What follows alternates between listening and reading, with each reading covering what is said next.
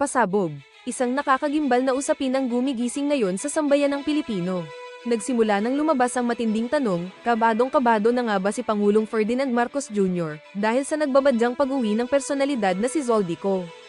Lalo pang umigting ang kontrobersyang ito nang biglang may mag-leak na larawan ng kanyang passport sa internet na tila nagpapatunay na handang-handa na siyang bumalik sa bansa. Ayon sa kumakalat na balita, tila may panawagan umano ang kampo ng ilang kritiko na dapat na raw magpaliwanag si PBBM sa mga maseselang isyong direktang idinidikit kay Zoldico, na siyang chairman ng House Appropriations Committee. May kinalaman ba ito sa bilyon-bilyong pondo na binabanggit umano ng mga online commentators?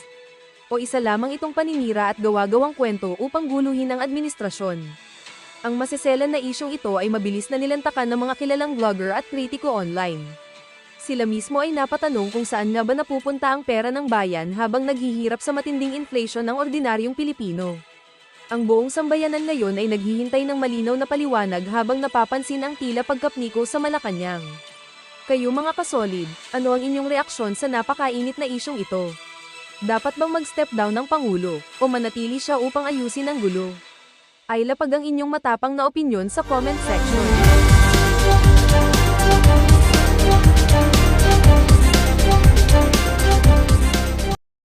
Mga nangyari ngayon sa Malacanang, kinumpirma na nga ng palasyo ng Malacanang na nahuli na ang pugante at dating kongresista na si Zaldico. Base nga doon sa pahayag na inilabas ng Malacanang, nahuli daw itong si Zaldico nang tumawid patungo sa Prague dahil wala siyang proper documents o yung mga tamang dokumento na kailangan. Kasalukuyan daw siyang nakadetain dyan sa may Czech Republic at nakikipag-coordinate na ang Philippine government sa pamahalaan ng Prague ng Czech Republic nang sa gayon ay magawa na yung mga kailangang gawin para maibalik na sa Pilipinas ang dating kongresista. At Nako, matindi ho yan.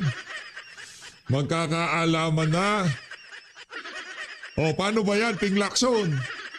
O, patulog na yung issue, ang dami nating problema, biglang flood control na naman tayo. Dahil babalik na si Zaldico. Ang tanong, makikita pa natin buhay si Zaldico. Siya yung missing link eh. Actually, di na missing link kasi nagsalita na siya. Di ba? Ngayon, kung meron papatay sa kanya, kayo na hong sumagot dyan kung sino yung mga posibleng magpatumba sa kanya. Ako, nababahala ako sa buhay ng mama. Ay, hindi naman ho dahil ika nga ang daming kabalbalang ginawa niyang si Zaldico, gusto na natin siya magurgur. Ang gusto ko natin na mangyari dyan, magsalita siya sa harap ng sambayan ng Pilipino kung ano nga ba ang nangyari dyan sa issue ng mga maanumal flood control. Doon nagsalita na siya. Kasi maraming kaartihan si Ping Lacson eh. Ang gusto nating mangyari dito, kung sakaling uuwi siya, mag-testify siya under oath dyan sa Senado at doon niya sabihin, isa-isahin, detalye, lahat ng kanyang nalalaman, modus ng pambubudol, pagnanakaw sa kaban ng sambayan ng Pilipino. Kung ikukumpara ho natin yung impeachment ni BP Sara dito sa mga nangyari sa mga maanumalyang flood control, kung 100 yung level noong mga maanumalyang flood control, nandun lang ho yung impeachment sa 0.0001. Wala mga 1 eh, 0.0001. Ganun ho kaliit yung issue ni VP Sara kumpara doon sa trilyong pisong ninakaw sa kaban ng sambayanan noong appropriation chairperson, itinalagang appropriation chairperson nitong si Martin Romualdez at nitong si Marcos Jr. yaang si Zaldico. Kaya nung nagkahendot-hendot, umalis si Zaldico sa Pilipinas at siya ay nagdadakdak sa harap ng kamera. Di ka na kasi nagparamdam, brad eh. Ba't ba kasi nagko-cross country ka ng walang proper documentation? Dapat meron ka proper documentation. Anyway, ano naman yan eh, paborable sa sambayan ng Pilipino yung pagkakahuli niya kasi nakahuli sa iyo, brad eh. Sorry na lang ha, good luck na lang. Mga adik yung dadatnan mo dito. Let's go! Iuwi na yan. Isa ilalim natin ang kustodiya niyan sa Congress Sergeant at Arms.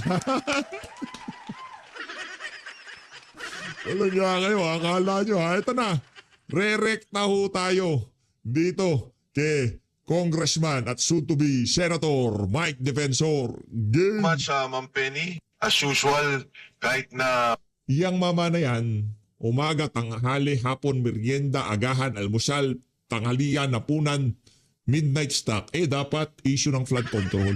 Dapat lang, hindi makalimutan, minamayat maya para hindi mabaon ng mga taga-mainstream media. Kaya kung hindi nyo pa ho isinishare tong video na to, ishare nyo na sa FB, ishare nyo na sa X, ishare nyo na sa lahat ng platform na pwede nyo ishare ito para ika nga malaman na nasambay ng Pilipino kung ano ang mga totoong nangyayari sa ating bansa. Dahil hindi ho kayo makakaasa sa mainstream media para sa ika nga makabuluhang mga impormasyon ngayong mga panahon na to. Makabuluhang mga update ngayong mga panahon na to. Tanging PH update lamang.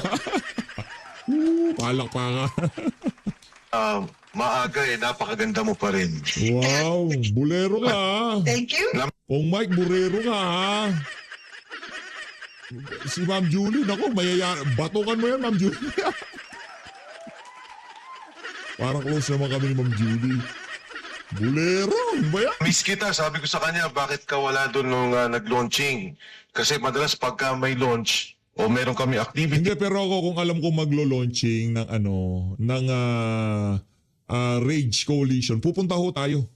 Pupunta ho tayo doon. Yung sa sobrang rage natin, lahat ng lamesa doon pagtututumba natin. Joke lang. Kaisa tayo doon Rage Coalition. tinitingnan ko kagad, hinahanap ko yung dalawang mistisa. Si Ma'am Astra at saka si Ma'am Penny. Nako. But thank you so much, Ma'am Penny Belmonte. Mahabang panahon ho na hindi nagkatabi ang isang defensor at isang Belmonte. Nagsimula kami sa Kongreso, si Sally Belmonte, at ngayon katabi ko naman, mas bata, mas maganda, si Penny Belmonte. Of course, kasama po natin, Attorney Contacto. Maraming salamat po, Attorney, for also having us here. Dr. Tumata, kasama namin ng launching ng Rage, and madalas ko din po napapanood, sabi ko sa kanya. Actually, ang lead convener po talaga ay si Mayor Baste Duterte, si Bastian Baste Duterte. Ako lang po ang isa sa mga co-convener as the Secretary General of the Reform PH Party. Ang aming pong chairman ay si Gringo Hunasan. And kami po ni Senator Gringo nag-usap. Nagkataon lang ho hindi siya makapunta nung kapanahon na ng launching. Pero siya po'y 100% support dito sa ating binubuo na koalisyon with PDP Laban. And syempre po kasama rin din po dyan ang Partido Reforma ni Speaker Bebot Alvarez. Kami po ay nagkaroon ng pag-uusap. Rekta na tayo doon sa kay Madriaga ha. Rekta na tayo doon. Eto, dito muna tayo sa issue ng mga maanumalyang flood control. Hindi ho natin bibitawan to sa PH update. Hindi ho. Hindi ho natin kahit 2028 mag-e-election na, baka flood control pa rin ang issue natin dito. Sa totoo lang ha. Baka nagro-roll na dyan, sa gilid na yan yung larawan ng ating mga senatorial candidate.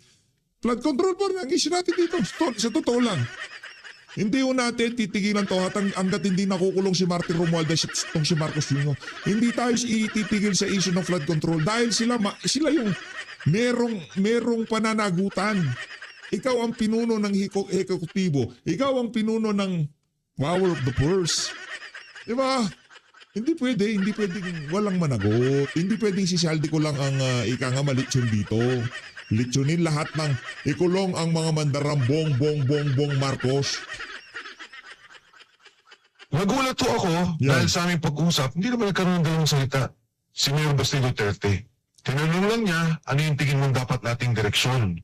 Ayun nag-uusap kami, binanggit namin sa kanya, una at higit sa lahat, yung korupsyon.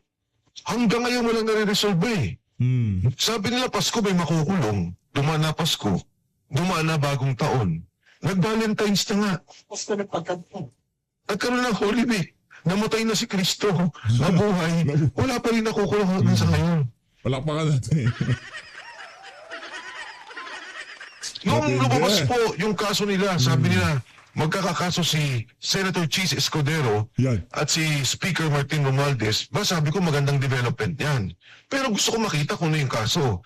Sa ngayon po, hindi ko pa nakikita yung F9 nila, pero ang naririnig ko ay dahil daw po dun sa pagkakaroon nila ng partisipasyon sa pag-aproba ng budget. Ay sabi ko, malayo yan. Bakit naging speaker ka lang o Senate President? Bigla ka na rin nadamay doon sa nakawan? Ang importante sa kaso, si Sergeant Gutesa. Ang importante sa kaso, yung 18 sundalo. Ang sabi ninyo, si Saldico ang mastermind. Si Saldico ang magnanakaw. Yan. Ito mga tao ni Saldico ang nagsasabi, kanino dinala yung pera? Saan dinala yung pera? May delivery sa Makati, sa Forbes, sa Aguado, sa Ilocos. Ito na yung mga taong to eh. Bakit hindi yun ang gamitin nila kung totoo at talagang nais nila magkaroon ng linaw ang kaso dito sa korupsyon? Pangalawa, narinig niyo naman, Senator Ping Lacson, sabi niya mismo sa kanyang pananalita sa Senado, in a privileged speech, he mentioned that the statement of Saldico is untrue. Sabi niya, ang katotohanan, it was Yusek Bernardo who gave the money to Trigib Olaybar and to Adrian Bersamin, both undersecretaries. One is Yusek for Education and the other one is Yusek under the Office of the President. Ano na nangyari doon? Pinatawag ba? Nagkaroon ba ng linaw? Nanggaling na sa kanila yun. And no less than the Executive Secretary and the Secretary of Budget, Secretary Pangandaman, and Executive Secretary Lucas Bersamin resigned. Right after that, nag-resign nga eh. Diba? Pagkatapos ni Saldico, pagkatapos magsalita ni Senator Ping, nagkatanggalan sa posisyon sa Malacanang. Nagkarego dun. Anyway, pangalawa namin pinag-usapan ni Mayor Basti Duterte, sabi namin, Mayor, alam niyo, ang dami na hong kaso ng mga kasama. Lahat kinakasuhan, kaliwat kanan. Ako siguro, ang kaso ko na 3, 4, meron na.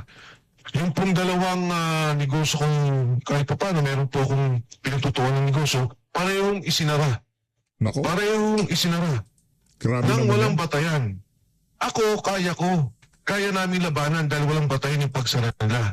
O paano yung tao? 100 po ang natanggal dun sa isang kumpanya. Yung isang kumpanya matatanggal 700. Grabe. Crisis nga ngayon eh. Grabe yan. Yung isang kumpanya na maraming matatanggal na mga empleyado, investor lang ho ako doon. Nagkataon lang, hinihalal akong presidente as one of the minority investors. Ngayon, damay na din. So sabi ko, Mayor, kailangan tayong magkaisa, magtulungan kasi yung mga kasama natin, kinakasuhan. At alam niya, maski pala siya, meron siyang negosyong sinara doon sa Davao. At narinig natin doon sa kanyang talumpati, yung mga negosyante ginigipit pag nakitang nakadikit sa kanya. And pangatlo, yung itigil nila yung pamumulitika nila. Itong ginagawa nila kay Inday Sara, tingnan nyo, Yeah. nagsasalita ang Malacanang. Sabi nila, itigil nyo na yung politika. May krisis tayo, magtulong-tulong tayo. Sino bang nauna? Di ba itong kaso nila ng impeachment kay VP Inday Sara? Correct. Kung ang gusto ng Pangulo ay katahimikan, kung ang gusto ng Pangulo ay walang gulo, ipatigil niya yan. Huwag niyang sabihin na independent ang Congress. Tao niya lahat ng mga yan. Ayaw nga mag-impeach ng mga congressman eh. Natatakot din sila eh. Diba? Dalawa, takot sila na alam nilang mananalo si Inday Sara at pag nag-impeach sila, delikado sila sa 2028. Ang pangalawang din takot nila, pag nanalo si Inday Sara, lalo't nakikita yung mga nagnakaw, alam din nila, lagot sila sa 2028. Ngayon, yung ginagawa kay VP Inday Sara, naglabas na daw COA with finality disallowed. Oh, sige, disallowed. Nasa COA pa yan eh. Ang natitirang pondo dyan, 73 million na kailangan niyang ayusin. Kailangan niyang i-justify pa o mag-appeal pa siya tungkol dito. Ito ho, ikikwento ko sa inyo. Yan, gay. Buksan nyo, may mga cellphone kayo, nakikita ko. yan. I-google ninyo ang COA, Commission on Audit. Number 1, Department of Agriculture, suspended, disallowed, 8.5 billion. Grabe naman. May investigasyon ba? Wala. May narinig ba tayo? Wala. Wala. Oh. Yung pong Department of Health, 10.5 billion. May narinig ba po tayo may investigasyon? May natanggal? Wala. Nakalagay po doon sa core findings sa Department of Health, almost 150 million ang nag-expire na gamot or about to expire. Binili, hindi dinidistribute, mag-expire. Nako. 150 million. Talo pa nga yung pondong iniimbestigahan na kay Bipinday. O pangatlo, Department of Public Works and Highways, 17 billion pesos. Pagdating niyo po sa Department of Energy, may problema tayo ngayon sa langis, may problema tayo sa ating mga petrolyo, sa crudo. Charges, hindi ko alam kung anong detalye, basta nakalagay sa COA charges, 186 billion pesos. Wala tayong naririnig. Pero Sinday, dahil kalaban, gigibain. Dahil Sinday, takot sila, gigibain. Yan ang politika. The highest rated official as of now is Vice President Inday Sara Duterte. Mataas kay Pangulong BBM, mataas sa Senate President, mataas sa Chief Justice, mataas sa Speaker of the House. And yet, itong apat na to, wala. Siya iniimbestigahan. Magkano ang confidential funds ng Pangulo taon-taon? 4 billion. 4.5 billion. Sabi nila, 11 billion. Inubos. Ano ba? 11 days. 11 billion, 11 days. I-compute nyo. 4.5 billion divided by 365 days. 12 million a day. Grabe. Ano ba tayan yun? Nagagalit kayo pero tingnan ninyo, ang dali-dali naman. Diyan sa COA report. At pang-apat ho, yung problema natin sa ngayon, may kinakaharap tayong krisis. Anong ginagawa nila? Nagbigay na tayo ng emergency power sa presidente. Ang sabi natin sa presidente, gawin mo na yung dapat mong gawin. Ang presyo ng kerosene at LPG, triple. Di ba? Nag-triple. O magkano lang ibinawas ngayon? 3 piso, 8 piso? Magkano po ba? O magkano ang binawas lang dito sa excise tax na pinayagan? Pero the president is given the powers now para ibagsak lahat ng presyo. Huwag payagan ang pagtaas ng mga presyo. Ginagamit niya ba? Ayun o, simpleng solusyon. Magkano ang nalagay na pondo sa bawat distrito Yan. ng isang congressman? 1.5 billion pesos for each district. Sige o, huwag natin kunin lahat. Kalahati lang. 750 million, baka may proyekto naman din kailangan. At kailangan din naman natin yung mga proyektong yan. Kahit na yung 30-40% dyan nauuwi sa korupsyon, alam naman natin yun, nakita na natin sa flood control. Eh yung 200 bilyon, malaki ang maitutulong para maibsan ang problema ng mga drivers. Ano hong ibig kong sabihin? Ngayon, nagrarally ngayon. Ang mga driver tuloy-tuloy. Pagtaas ng crudo, presyo madali. Ang bilis. Pero pagka ang driver magtataas, wala. Ang batas, hindi sila pinapayagan, dadaan sila sa mahabang proseso. Binawi pa. Meron ng proposal si Erice, sabi niya, magkaroon ng direct subsidy. I-cap sa 70 pesos. Huwag na ho yun. Baka sabihin pa, tatamaan yung mga mayayaman. Yung mga mahihirap na lang. If I'm not mistaken, we have about, hindi ako sigurado dito I think mga sa private, yung public pala transport. Hindi ako sigurado, but I will check the data. Ayoko naman muna sabihin yung numero. Pero kung bibigyan nila ng direct subsidy, ang mga taong yun, pwedeng i-cap sa 70 pesos. I-subsidize na 70 pesos, aabutin ang gobyerno na mga 10 bilyon kada buwan. Kung kukunin mo ang kalahati ng ibinigay mo sa 10 billion lang ho. 10 billion lang. Bakit natin nasasabing 10 billion lang? Anak ng tokwa, trilyon ang ninakaw ho nila. Trilyon! Alam niyo ba kung gaano karami yung trilyon? 1,000 billion. 1,000 billion. 100 billion, 200 million, 300 million, 500 million, 600 million, 700 billion, 800 billion, 1 trillion. Hindi ko alam kung tama bilang o mahina ako sa ganyan. Pero yun ang pagkakalam ko. Oh. Diba, dadagdag ka na naman ng 3 zero. Billion, trillion na yan pagkatapos ng billion. Ang pinag-uusapan ho natin dito, 10 billion lang kada buwan. Magsi 70 pesos sa crudo, ang diesel. mga congressman na 400 billion, 200 billion, at least meron kang 20 months, 20 buwan na masasubsidize mo ang ating mga pasahero. Pasasalamatan ka, hindi ka makakalimutan ng sambayan ng Pilipino. Mga motorista, mananakay, mga tsuper, matatandaan nila. Kaso, ninakaw na ng mga kawatan yung pera na sambayanan. Kaya ngayon, wala tayong pang subsidiya. Hindi pwedeng tanggalin ang VAT, hindi pwedeng tanggalin. Ang ating mga driver at ang presyo ng bilihin hindi tataas dahil direkta na merong koneksyon yung mga delivery trucks tungkol dito. Yun lang ang tricycle driver, jeepney driver, yung mga nagpapasada, UB Express, yung mga nagdi-deliver ng utility, yan yung bigyan nila ng pagtugon. Bigyan nila ng subsidyo. Malaki ang may tutulong. Ginagawa ba nila? Hindi. Hindi. Wala ho eh. Anong pangalawa sinabi ni Leon Libiste o yung kay Egay 70 cap? Yung kay Leon Libiste ibaba from 12% VAT to 10%. Anong epekto niyan? Kung may 50,000 pesos ang isang pamilya, mababawasan kahit na mga 500, 600 pesos, up to 1,000 if I'm not mistaken. Ayaw nilang payagan.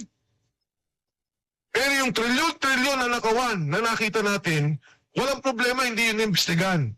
Itong maliit na problema na direktang makakatulong sa tao, kahit na mangutang ang gobyerno, nangutang nga sila eh. Kinuha nga nila yung PhilHealth, PDIC, nangutang sila para sa flood control. Ito, direktang serbisyo sa tao para maibsan ng gutom, maibsan ng kahirapan, hindi nila magawa. Kaya ito po yung pinag-alaban ng Rage Coalition. At nandyan po si Mayor Baste Duterte na tumatayo para sa amin. Leader namin lahat, tagapangulo ng PDP at tagapangulo ng Rage Coalition. Lalaban po kami, hindi kami mananahimik, tuloy-tuloy kami sa bawat kanto, sa bawat barangay, sa bawat komunidad, sa kalsada, para ilabas ang hinaing ng taong bayan. And fair warning to Senate and Congress, kahit anong gawin niyong pagbababoy sa politika, kahit matanggal niyo si Inday Sara Duterte, lalabanan namin yan. Lahat ng puwersa gagamitin namin. Pero kahit na gawin yan, may panlaban pa rin kaming Baste Duterte. Hindi po dahil ang Baste Duterte ay isang tao, isang mayor ng Davao na kumakatawan lamang sa apelyido ng Duterte. Kung hindi kumakatawan sa isang prinsipyo ng maayos na gobyerno. Kumakatawan sa isang prinsipyo na unahin ang taong bayan. Kumakatawan sa isang prinsipyo na itigil ang korupsyon at itigil ang pagkalat ng droga. Yo. Isang karangalan po na nandito sa isang makasaysayang partido, noong pa man nakita nating lumalaban ng PDP, lumaban kay Marcos Jr., Sr., ngayon lumalaban kay Marcos Jr., at kasama niyo po kami, ang Reform PH, isang bagong partido, pero kasanib niyo sa laban ng taong bayan. Maraming salamat po, magandang umaga sa inyo lahat. Yo. Game. Napakainit ng umaga ngayon. Sinasabayan niyo yung 50 plus na temperature. No? Baka mag-collapse tayong lahat, pero dapat hindi tayo mag-collapse. Yung mga talagang tiwali ang siyang dapat magsipagtumba. And sa pagkakataon ngayon, gusto ko sanang bigyan ng linaw. Actually, ang linaw ng paliwanag niya, diretso eh. Ang galing ni Kong Mike, no? Magaling, Impromptu, grabe. Parang nakaka-starstruck yung galing niya talaga. Let's be direct. Why should this be taken seriously this time? Hindi ko na matanong pero tatanungin ko ulit. What makes Rage different? Kasi ang dami na nagka-comment ko tulad ng sinabi ko kanina. Ano ba yung pagkakaiba ng Rage design? Kong Mike. Actually, ma'am, isa lang naman talaga yung pagkakaiba. Lahat naman tayo kumikilos, di ba? Lahat tayo kanya-kanya kang galaw. Tayo, ma'am, nakikita-kita. Pero ngayon lang ang unang pagkakataon na tumindig na ang isang Duterte. Nagsabi nga siya, matagal ako na nahimik, tinignan ko, inobserbahan ko, pero ngayon lalabas ako.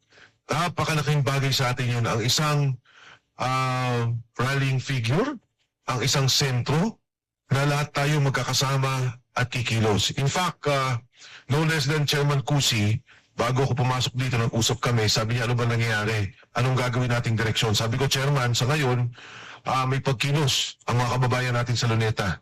Yung mga taga-Batangas na doon sila, yan yung nangangampanya na ibagsak yung 12% sa 10%. Tapos ang maisog, tuloy-tuloy, Naisog. na nandiyan naman sa Supreme Court, na kumakampi. Ano ho tayo dyan, nakikiisa ho tayo sa lahat ng grupo na yan na ngayong mga panahon na to, talagang gumagawa ng sarili sa kanya-kanyang galaw para para sa kapakanan ng sambayan ng Pilipino. Tignan nyo ho ha, abangan nyo ho, meron kasi mga dyan, mga makakaliwa, nagpapanggap lang yung mga, pakawala ho ng Malacanang at House of Representatives yan. Ang talaga ngayon sincero at talagang gustong ipaglaban ang kapakanan ng mga ordinaryong pamilyang Pilipino, itong mga individual na to. Kaya sila ho ang sinusuportahan ho natin dito mga kababayan. Walang ano dito, walang nagre-recruit, walang nagpapakit sa bundok, kaya good ho tayo dyan. Kanya. So, ngayon, pag-uusapan nga na pag-isahin, ano pa yung gagawin natin pagkilos. Pangatlo, higit sa lahat, sabi ko kay Chairman, tingin ko, ibuo na natin yung grupo at ang ganda, Mama, ikaw ang mag-host dito. Doon sa Kongreso, na magkaroon tayo ng desk o ng isang i-impeachment hearing sila, sagutin na natin kaagad kung anong nangyayari. Yan, maganda yan. Maganda yan. Maganda yung ideya na yan. Tingnan nyo naman, no? Ang laki namang ganda ni Mang Penny dun sa chairman ng... Diba? So, hindi. Kasi, katulad kahapon, ang tagal ng reaction time natin, although nagsalita na ako, yung kwento ni Madriaga. Yan. Sabi ko, grabe. Yun na nga, pero dapat doon na tayo magsalita. Tapos lahat ng mga magsasalita, pumunta doon sa mismong kongreso, pumunta tayo doon. I-organize namin po ngayon, patapos po dito. Oo, kasi, sabi ko nga ano to si Madriaga? Punsong anak? Lahat ng usapan kasama siya? Lahat, anuan kasama. Bunso na. Iba talaga bumanat ito. Iba to si Senator Mike Defensor. Ano ka, bunso anak? Tama siya. Oo. Pabagsakan ng bansa, kasama siya. Tayuan ng military intelligence group, security group. Kasama siya, dalahan ng pera, milyon-milyon. Binigyan pa ng pambili ng motorsiklo. Tapos, sabi ko nga nagkukulat. Tayo nga ho dito tagal na natin nangangarap na magkaroon ng motorsiklo, di pa tayo nagkakamotorsiklo. Si Madriaga, 25 million binigay sa kanya, binili niya lang ang mga motorsiklo. Ano siya, bunsong anak. Hindi kayo basta nagpabili. Hindi kayo Mayor Kong Pulong. Kaya Madriaga, bili ka ng gagamitin ng mo yan, ate mo. Ang bira, At ako sa kalaman po ng lahat, noong 11 Congress, magkasama kami ni Mayor Duterte sa minority. Kaibigan ko na, si Mayor Duterte ng Kongreso pa lang kami. Nung siya po yung naging presidente, nakita lang kami 3 beses. Sabi pa nga niya sa akin ng unang beses, sabi niya, Mike, kumusta ka na? Mabuti po, Mr. President. Sabi niya, pagka libre, dalawin mo ko. Akala mo, tindahan lang, di ba? Pagka libre ka, puntahan mo ko. Sabi ko po, Mr. President, nagkataon din naman COVID Na-meet ko ang presidente ng mga panahon yun, siguro 3 beses. Kasi nga, wala namang pagkakataon. Ito lahat ng kwentuhan katabi siya. Lahat ng usapan kasama siya. Sabi ko nga kahapon sabi ko doon sa interview ko, sabi ko, papakinggan ko siya para sa si Medaldea o si Bongo. Kung gaano siya kakalos.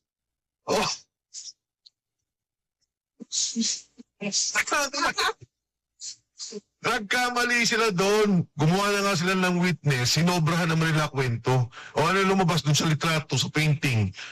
Iba pala yung nagbigay. Diba? Taga Davao din pala yung nagbigay. Binigay kay Inday Sara. Ayun na lang, patay na kaagad Bakit pa idinugtong yung kwento niya na yun? Tapos sabi, yung 100 million daw, kinuha niya dahil itinulong kay Duterte. Tapos sa kanya, siya humawak ng pera. Sabi ko, ngayon ko lang nakita yung gano'n na pagka ikaw siguro magbibigay ng 100 million sa isang tao o isang kandidato, gusto mo makita. Boss dala ko ng Pero para papakuha mo sa kanya at siya yung magdi-dispose, ang bigat naman nun. Masingit ko lang, no? Entitled of ano siya ng pangkalahatan. Nakakatawa talaga. At hindi ko kayo pipigilan sa pag-iisip ng negatibo about yung nangyari kahapon. Kasi, napapansin ninyo, may isa tayong senator na talagang pinagtutulungan ngayon, si Senator Bongo. Pangalanan ko na. Pero wala pa lang sinabi si Senator Bongo kay Madriaga. Mas close sila. Pero kaya yung mga binibintang, kaya yung mga binibintang kay Senator Bongo,